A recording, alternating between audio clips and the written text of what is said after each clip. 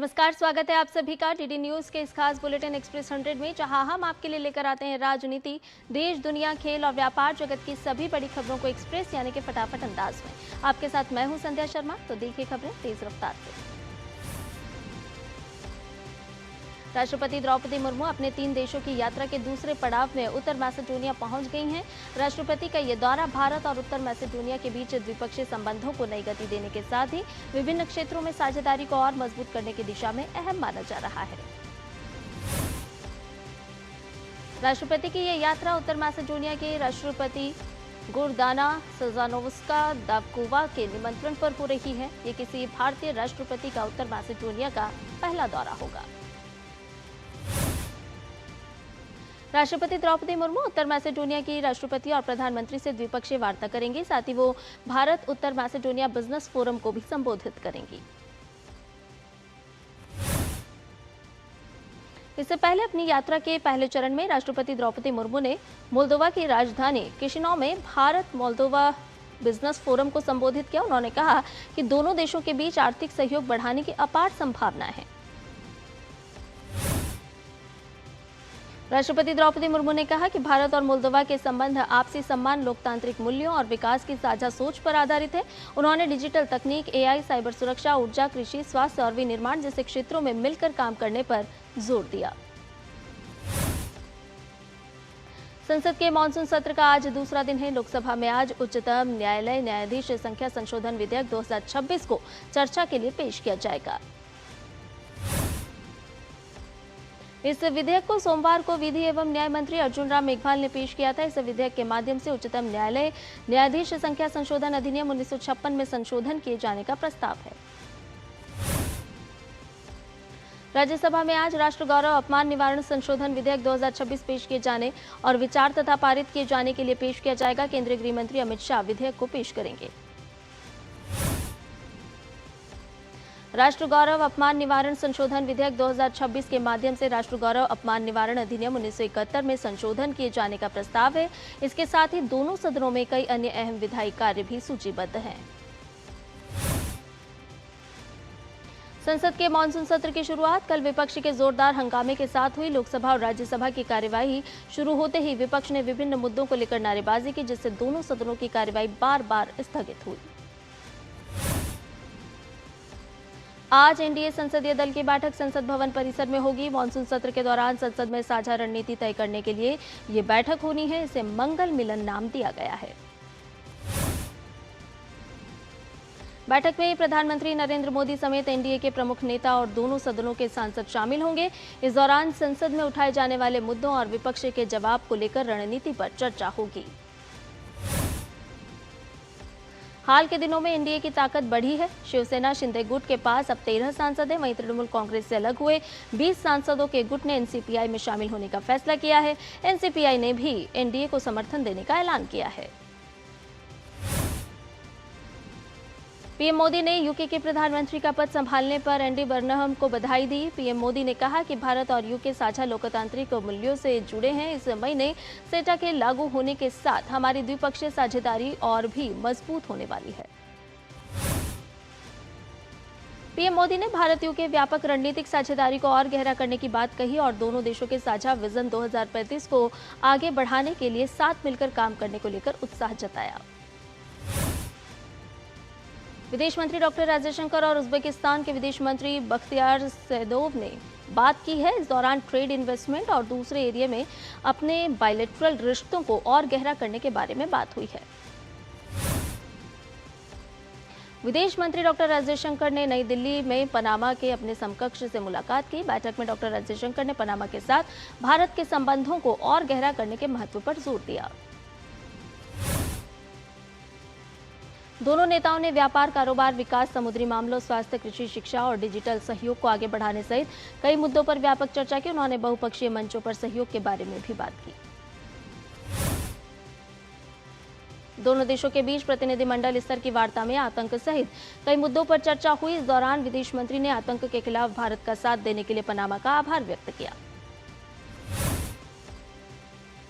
भारत ने यूक्रेन के ओडिशा बंदरगाह से रवाना हो रहे जहाज MV गोल्डन लियो पर हुए हमले की कड़ी निंदा की है। MEA ने कहा कि वाणिज्यिक जहाजों को निशाना बनाना, चालक दल की जान जोखिम में डालना और व्यापार की स्वतंत्रता में बाधा पहुंचाना जैसी घटनाएं निंदनीय हैं। विदेश मंत्रालय ने बताया कि इस हमले में 4 भारतीय नागरिकों की मौत हो गई, जबकि एक भारतीय गंभीर रूप से घायल है और अस्पताल में भर्ती है। घटना के समय जहाज पर 17 चालक दल के सदस्य सवार थे, जिसमें 5 भारतीय नागरिक शामिल थे। केंद्र सरकार ने साफ किया है कि पेट्रोल में इथेनॉल मिलाने की सीमा को 20% से अधिक बढ़ाने का फिलहाल कोई निर्णय नहीं लिया गया है। पेट्रोलियम और प्राकृतिक गैस राज्य मंत्री सुरेश गोपी ने राज्यसभा में एक लिखित जवाब में ये जानकारी दी। निर्वाचन आयोग आज कोलकाता में डाक मतपत्र प्रणाली को अधिक समावेशी, सुरक्षित और सुलभ बनाने पर एक अंतर्राष्ट्रीय सम्मेलन का आयोजन कर रहा है। ये सम्मेलन भारतीय अंतर्राष्ट्रीय लोकतंत्र निर्वाचन प्रबंधन संस्थान और IIIDEM के संयुक्त तत्वावधान में आयोजित हो रहा है। नई दिल्ली में कल हुए प्रदर्शन के दौरान हिंसा और उपद्रव के बाद दिल्ली पुलिस ने सख्त कार्रवाई की। पुलिस के अनुसार प्रदर्शनकारियों ने बैरिकेड तोड़ने की कोशिश की, पुलिसकर्मियों पर पथराव किया और सरकारी वाहनों व सार्वजनिक संपत्ति को नुकसान पहुंचाया। पुलिस का कहना है कि बार-बार चेतावनी और निषेधाज्ञा लागू होने के बावजूद प्रदर्शनकारी नहीं हटे। हिंसक घटनाओं में 118 से अधिक पुलिसकर्मी घायल बताए जा रहे हैं। दिल्ली पुलिस ने आम जनता से भी अपील की है कि वो किसी भी प्रकार की अफवाह या भ्रामक जानकारी पर विश्वास न करें और केवल आधिकारिक स्रोतों से प्राप्त सूचनाओं पर ही भरोसा करें। राष्ट्रीय परीक्षा एजेंसी ने नीट के पुनर्परीक्षा देने वाले 5 अभ्यर्थियों की OMR उत्तर पुस्तिका में कथित गड़बड़ी के दावों को खारिज करते हुए कहा कि उनके द्वारा साझा की गई तस्वीरों में AI या अन्य तरीकों से हेरफेर किया गया है। NTA ने कहा कि घोषित परिणामों में अब तक कोई गलती साबित नहीं हुई है। एजेंसी ने चेतावनी दी कि फर्जी दस्तावेज या छेड़छाड़ की गई OMR शीट पेश करने वाले अभ्यर्थियों के खिलाफ उम्मीदवारी रद्द करने, परीक्षा से प्रतिबंधित करने सहित आपराधिक कार्रवाई हो सकती है। भारत ने डेंगू की पहली वैक्सीन को दे दी है मंजूरी। औषधि महानियंत्रक ने टाकेडा बायोफार्मास्यूटिकल्स इंडिया द्वारा विकसित क्यूडेंगा वैक्सीन की मार्केटिंग को अनुमति प्रदान की है। पश्चिम बंगाल सरकार ने राज्य में वरिष्ठ नागरिकों, विधवा और दिव्यांगों के लिए मासिक पेंशन बढ़ाई। मौसम विभाग ने हरियाणा, चंडीगढ़, पूर्वोत्तर भारत के कुछ हिस्सों, बिहार, पूर्वी मध्य प्रदेश, गोवा, मध्य महाराष्ट्र, पंजाब, उत्तर प्रदेश और उत्तराखंड में आज मध्यम से तेज बारिश होने की संभावना जताई है। गुजरात, झारखंड, ओडिशा, राजस्थान, पश्चिम बंगाल में हिमालय के तराई वाले क्षेत्रों, सिक्किम और पश्चिमी मध्य प्रदेश के कुछ हिस्सों में भी आज तेज बारिश होने की संभावना है। मौसम विभाग ने आंध्र प्रदेश, जम्मू कश्मीर, लद्दाख, तमिलनाडु, पुदुचेरी, अंडमान और निकोबार द्वीप समूह, ओडिशा और राजस्थान में आज आंधी तूफान और बिजली गिरने का भी अनुमान व्यक्त किया है। उत्तर भारत में मानसून सक्रिय है। जम्मू कश्मीर के राजौरी जिले में भारी बारिश के बाद हालात बिगड़ गए और भारी बारिश का मंजर नजर आया। राजौरी और पुंछ जिले में तेज बहाव में बड़ी संख्या में गाड़ियां पानी में बह गईं। कई इलाकों में जलभराव से लोगों को परेशानी का सामना करना पड़ा। उत्तराखंड में भारी बारिश के चलते देहरादून मसूरी मुख्य मार्ग पानी वाले बैंड के पास क्षतिग्रस्त हो गया है। लोगों की सुरक्षा को देखते हुए प्रशासन ने इस मार्ग पर सभी प्रकार की आवाजाही अगले आदेश तक पूरी तरह से प्रतिबंधित कर दी है। घटना के बाद नगरपालिका अध्यक्ष मीरा सकलानी ने मौके का निरीक्षण किया और अधिकारियों को राहत एवं सुरक्षा कार्यों में तेजी लाने के निर्देश दिए। कुमाऊं क्षेत्र में लगातार हो रही भारी बारिश की वजह से शारदा नदी का जलस्तर काफी बढ़ गया है। एहतियात के तौर पर सीमावर्ती इलाके में आवाजाही पर रोक लगा दी गई है। हिमाचल प्रदेश के चंबा जिले में भारी बारिश, ककीरा के घारी क्षेत्र में हजारों टन मलबा और विशाल चट्टानें गिरने से लाहड़ू तुनुहट्टी मुख्य मार्ग पूरी तरह बाधित। सिक्किम के नामची जिले में निर्माणाधीन सुरंग धंसने से अब तक 8 लोगों की मौत हो गई और करीब 25 लोगों के फंसे होने की आशंका है। हादसा NHPC की तीस्ता स्टेज 6 जल विद्युत परियोजना की निर्माणाधीन सुरंग में हुआ। नामची जिला प्रशासन NHPC अधिकारियों के समन्वय से NDRF, SDRF, सिक्किम पुलिस, अग्निशमन एवं आपातकालीन सेवाओं और स्वास्थ्य विभाग की टीमों के साथ लगातार खोज और बचाव अभियान चला रहा है। असम में बाढ़ की स्थिति लगातार गंभीर बनी हुई है। जोरहाट, शिवसागर और चराईदेव जिलों में नदियों का जलस्तर बढ़ने से कई गांव पानी में डूबे, सड़कें क्षतिग्रस्त, जिससे लोगों की बढ़ी मुश्किलें। बाढ़ से निपटने के लिए असम सरकार ने आपदा प्रबंधन तंत्र को पूरी तरह सक्रिय कर दिया है। एसडीआरएफ, एनडीआरएफ, जिला प्रशासन और स्थानीय स्वयंसेवकों की टीमें प्रभावित इलाकों में राहत और बचाव अभियान चला रही है। सीएम हेमंत बिस्वा शर्मा ने बताया कि बाढ़ के कारण जलस्तर पिछले 50 से ज्यादा सालों में सबसे ऊंचे स्तर पर पहुंच गया है। उन्होंने प्रभावित परिवारों से निर्देश मिलने पर सुरक्षित स्थानों पर जाने की अपील की है। केदारनाथ यात्रा को लेकर पुलिस और प्रशासन पूरी तरह अलर्ट पर। प्रशासन ने श्रद्धालुओं से अपील की है कि वो बारिश के दौरान सुरक्षित स्थानों पर ही रहें और मौसम साफ होने और मार्ग खुलने के बाद ही आगे की यात्रा शुरू करें। पश्चिमी दिल्ली के हरिनगर इलाके के फतेहनगर में आज सुबह एक रिहायशी इमारत की पार्किंग में भीषण आग लग गई। आग ने देखते ही देखते कुछ ही देर में विकराल रूप ले लिया, जिसके बाद पार्किंग में रखे 2 एलपीजी सिलेंडरों में जोरदार धमाके हुए। सुबह हुए धमाकों की चपेट में 4 वाहन आ गए और जलकर खाक हो गए। सूचना पर मौके पर पहुंची फायर विभाग की कई गाड़ियों ने कड़ी मशक्कत के बाद आग पर काबू पाया। फायर कर्मियों ने राहत एवं बचाव अभियान के दौरान इमारत में फंसे 8 लोगों को सुरक्षित रेस्क्यू किया। फिलहाल आग लगने के कारणों का पता लगाया जा रहा है। केंद्रीय नारकोटिक्स ब्यूरो ने 12 करोड़ रुपए के मादक पदार्थ के निर्यात को नाकाम किया। फाइटर ड्रग मादक पदार्थ की लगभग 30 मीट्रिक टन की खेप दिल्ली के एक गोदाम से जब्त। वहीं बेंगलुरु और कोच्चि के 2 आरोपियों सहित 3 मुख्य आरोपी गिरफ्तार। राष्ट्रीय सुरक्षा सलाहकार अजीत डोभाल को इस साल का प्रतिष्ठित लोकमान्य तिलक राष्ट्रीय पुरस्कार दिया जाएगा। यह पुरस्कार 1 अगस्त को पुणे में लोकमान्य तिलक की 106वीं पुण्यतिथि के मौके पर दिया जाएगा। और बुलेटिन में फिलहाल रुकने एक छोटे से ब्रेक के लिए जल्द हाजिर होंगे। बाबा केदार के दर्शन के बाद मेरे मुंह से अनायास निकला था कि इस शताब्दी का तीसरा दशक उत्तराखंड का दशक होगा। विकास, विरासत और सांस्कृतिक संरक्षण के मजबूत संकल्प के साथ डबल इंजन की सरकार ने उत्तराखंड को प्रगति की न सिर्फ नई पहचान दी है, बल्कि तय किया है युवा सोच, आधुनिक परिवेश, नवाचार और अनंत उपलब्धियों का सफर। प्रधानमंत्री नरेंद्र मोदी के मार्गदर्शन और मुख्यमंत्री पुष्कर सिंह धामी के कुशल नेतृत्व में सरकार ने उन संभावनाओं पर जोर दिया है जो सुखद भविष्य की नींव तैयार कर रही है। उत्तराखंड में दूरस्थ पहाड़ के सुदूर गांव भी पीएम मोदी के डिजिटल इंडिया अभियान का हिस्सा बन रहे हैं। डिजिटल क्रांति के इस सफर में अपनी सरकार पोर्टल द्वारा रिकॉर्ड 976 डिजिटल सेवाओं का घर बैठे लाभ दिया जा रहा है।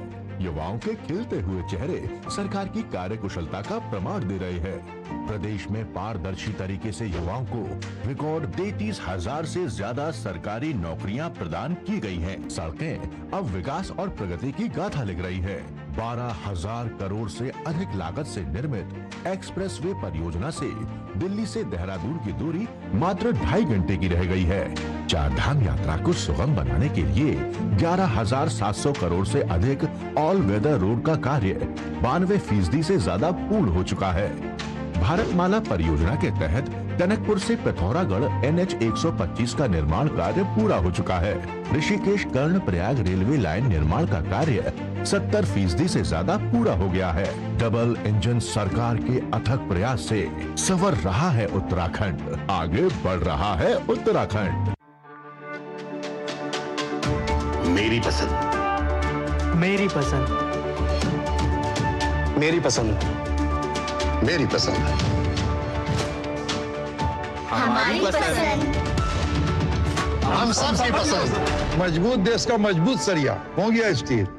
यार कैसे ले पाएंगे घर? नहीं आज गर्मी बहुत है ना। यस, बहुत ही ज्यादा। पापा घर खरीदने की प्लानिंग इज नॉट इजी। विनी लॉन्ग टर्म सेविंग्स का बेस्ट प्लान बताना। LIC protection plus plan. LIC और सेविंग्स। यस, इसमें इंश्योरेंस और फंड्स दोनों में इन्वेस्ट करके गोल्स के हिसाब से सम अश्योर्ड एडजस्ट कर सकते हो। LIC protection plus plan, future insured, growth assured.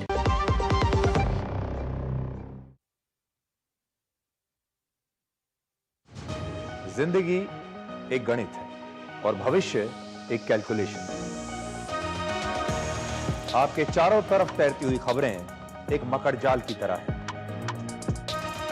देखते तो हम बहुत कुछ हैं, लेकिन सच कितना जानते हैं? क्योंकि सच तालों में बंद है।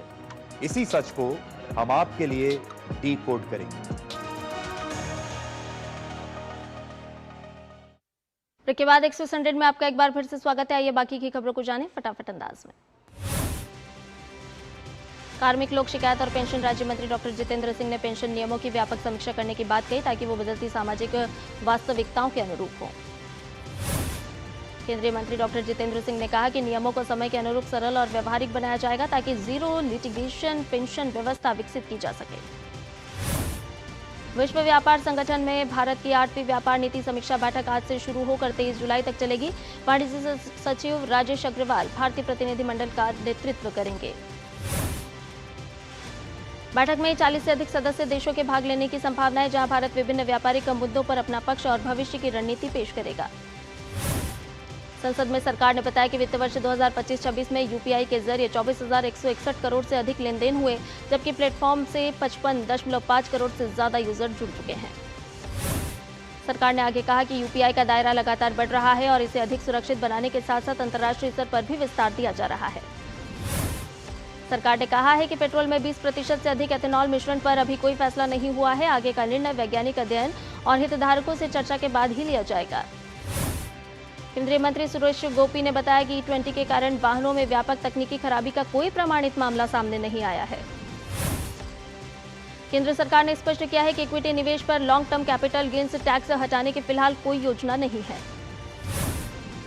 संसद में वित्त राज्य मंत्री पंकज चौधरी ने कहा कि टैक्स नीति की समय समय पर समीक्षा होती है, लेकिन अभी LTCG खत्म करने का कोई प्रस्ताव सरकार के पास नहीं है।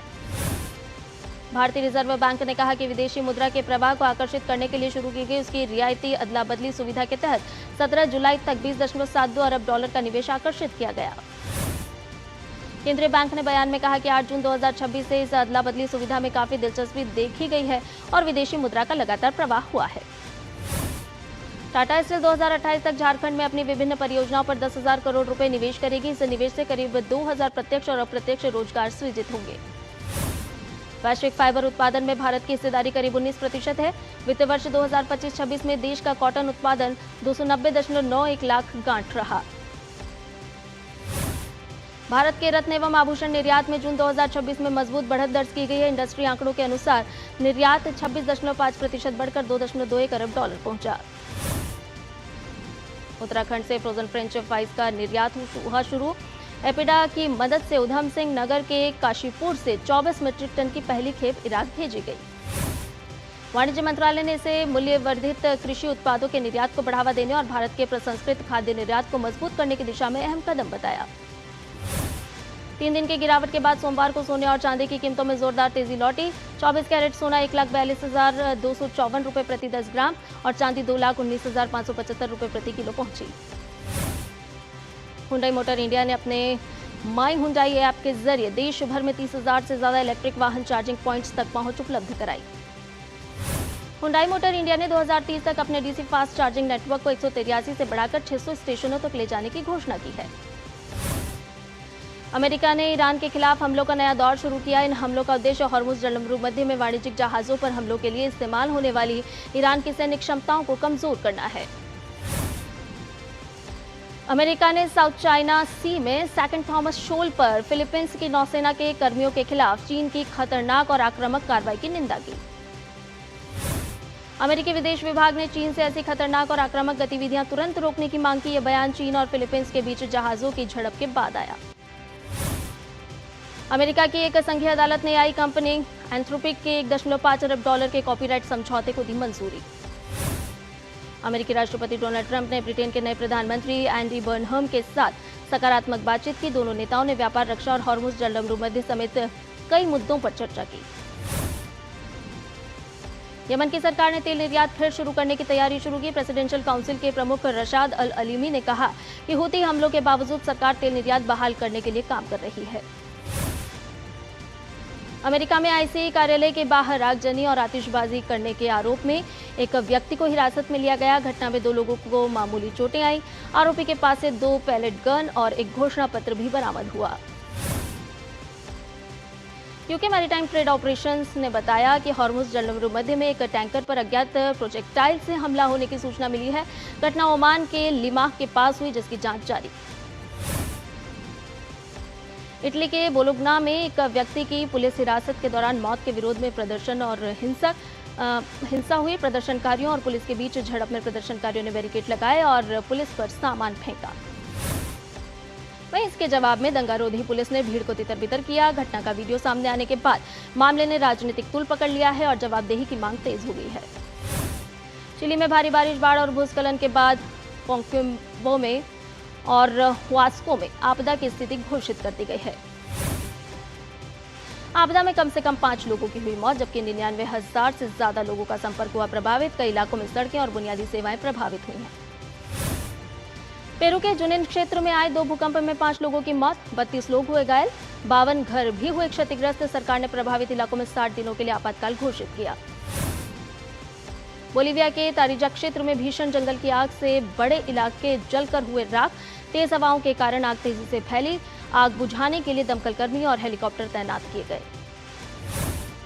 अधिकारियों के मुताबिक सांता क्रूज और कोचाबाम्बा समेत अन्य इलाकों में भी जंगल की आग की घटनाएं सामने आई हैं और राहत बचाव अभियान लगातार जारी है। फीफा विश्व कप 2026 का खिताब जीतने के बाद स्पेन की विश्व विजेता टीम का राजधानी मैड्रिड में ऐतिहासिक स्वागत किया गया।